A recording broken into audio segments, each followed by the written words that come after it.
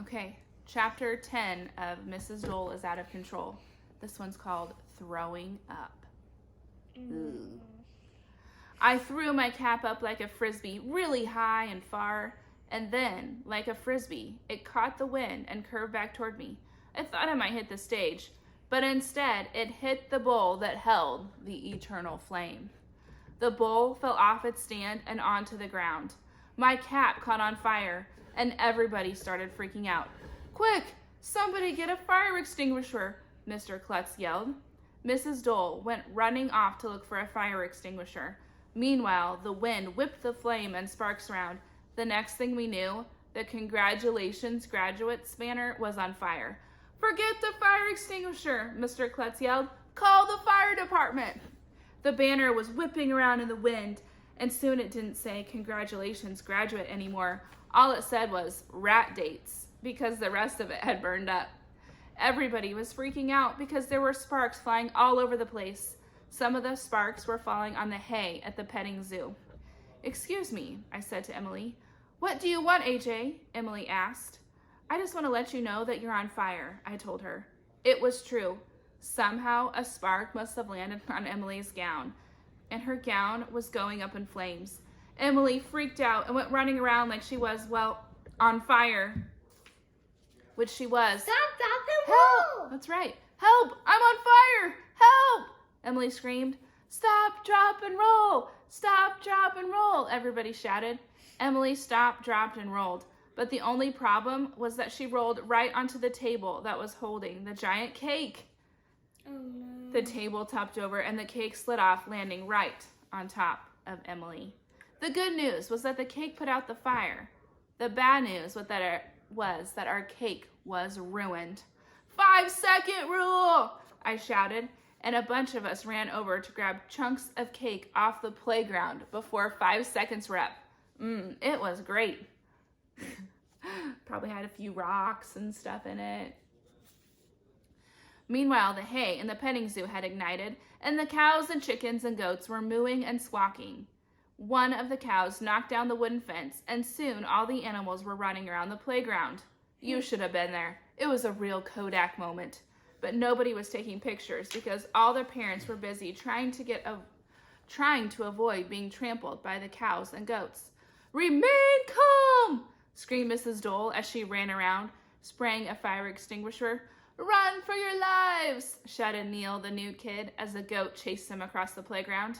I was wondering if third grade would be canceled if the school burned down, but it didn't matter because soon there was a siren coming down the street.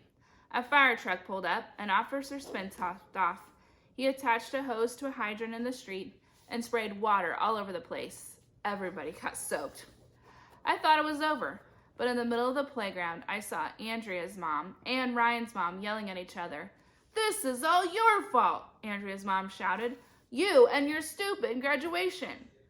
"How was I supposed to know somebody would knock over the eternal flame?" shouted Ryan's mom.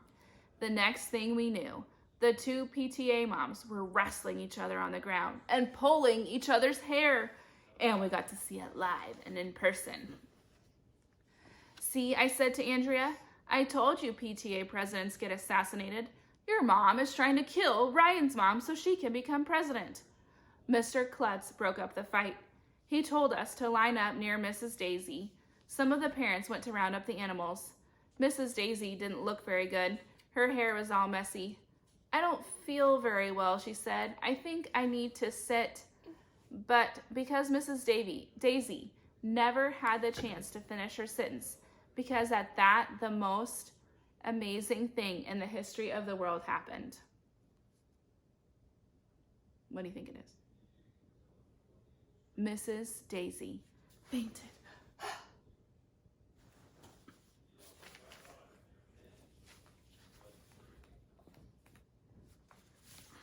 So when that last chapter was called Throwing Up, I thought it meant like throwing up, but he like threw his cap up, hit the fire, and then, yeah. Okay, chapter 11 is called Passing Out and Making Out. What? Passing out. Me and the guys caught Mrs. Daisy just before she was about to hit the ground. Her eyes were closed, and she was all limp like a rag doll. "Wake up!" Ryan shouted. "Wake up, Mrs. Daisy!" She can't hear you, said Neil. Is she dead? I asked.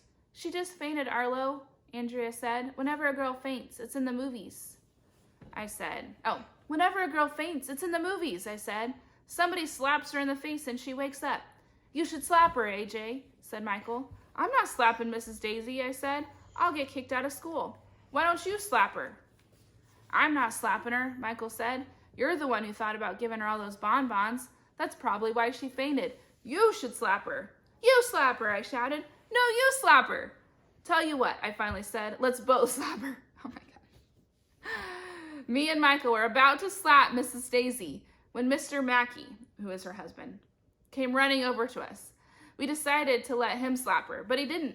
He was holding a wet handkerchief, and he held it against Mrs. Daisy's forehead.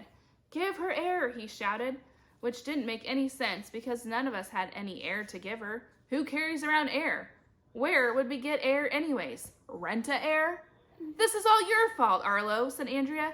You knocked over the eternal flame. They'll probably make you repeat second grade for this.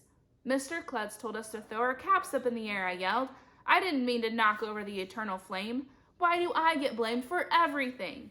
Officer Spence came rushing over to us. What happened? He asked. She fainted, said Mr. Mackey. It's because she ate so many bonbons, Andrea told Officer Spence. She got fatter and fatter. I bet all that sugar made her pass out. Then, Officer Spence did the most amazing thing in the history of the world. He leaned over and kissed Mrs. Daisy on the lips, right in front of her husband. Ew, I said. They're making out. Mr. Mackey, are you going to let Officer Spence kiss your wife? You should punch him in the nose. That's what guys do in the movies when they catch somebody kissing their wife. He's giving her mouth-to-mouth resuscitation, dumbhead, said Andrea. I didn't know what mouth-to-mouth resuscitation was, but it looked like a lot like kissing to me. I was trying to think of something mean to say to Andrea when Mrs. Daisy opened her eyes. Where am I? She asked. You're in the playground, said Officer Spence. You're going to be fine. Did you eat a lot of bonbons recently? No, Mrs. Daisy said. I gave almost all of them away. Then how did you get so fat? I asked. Because we're going to have a baby, said Mr. Mackey. What? Chapter 12, The Perfect Baby Name. Can we please do Mr. Mackey told us that Mrs. Daisy is going to have a baby in the fall. She was waiting for the right moment to tell us the big news. So that's why you had a doctor's appointment, said Andrea. And that's why you're moving to a bigger house, said Michael. And that's why you've been knitting and trying to eat healthier, said Emily. And that's why you fainted, I said. That's right, Mrs. Daisy, said Mrs. Daisy. The girls were all excited and giggly, because girls always get excited and giggly whenever they find out somebody's going to have a baby. Nobody knows why. They crowded around to hug Mrs. Daisy, touch her stomach, and argue over whether the baby would be a boy or a girl.